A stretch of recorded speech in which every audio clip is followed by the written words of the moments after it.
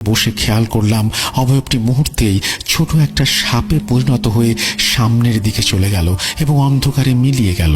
খেয়াল করলাম আমার পেছনে কেউ আছে।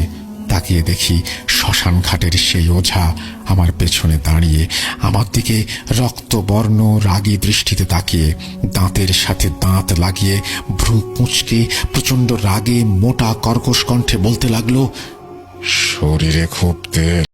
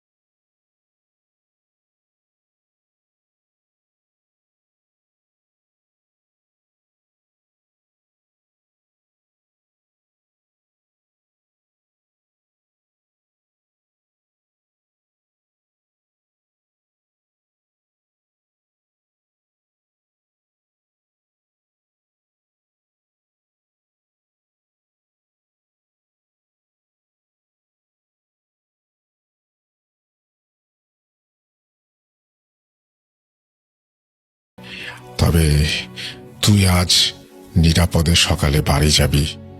তোর বংশের সবচেয়ে প্রবীণ যিনি বেঁচে আছেন তাকে বলবি ও ফিরে এসেছে। আমি তার কথার কোনো অর্থ বুঝতে পারলাম না, আবার জিজ্ঞেস করার সাহসও পেলাম না। তার ভয়ানক দৃষ্টির দিকে তাকালে কিছু বলতে পারি না। আর একটু আগেই এত কিছু ঘটে গেছে যে আমি মানসিকভাবে খুব আঘাতপ্রাপ্ত। তাই চুপ করে বসে রইলাম। বসে থাকতে থাকতে ভোর হয়ে এলো। ঘরের এক কোণে চুপ করে চোখ বন্ধ করে তিনি বসে আছেন। আমি ঘরের চারিদিকে তাকিয়ে দেখলাম প্রায় 10টা মানুষের মাথার খুলি, সাথে 4টা ভেড়া আর 2টা গরুর মাথার খুলি, কিছু লাল সুতো, একটা বড় তৈলচিত্রের ছবি যেখানে দেখা যাচ্ছে কিছু কালো কাপড় পরা মানুষ আকাশের দিকে তাকিয়ে আছে। সম্পূর্ণ আকাশ রক্তবর্ণ লাল, আর তাদের চারিদিকে অসংখ্য মাথার খুলি, অনেক ভয়ানক। আমি বেশিক্ষণ তাকিয়ে থাকতে পারলাম না ওই চিত্রের দিকে। উনি চোখ খুলে তাকিয়ে বললেন, যা। আমি কিছু না বলে বেরিয়ে এলাম।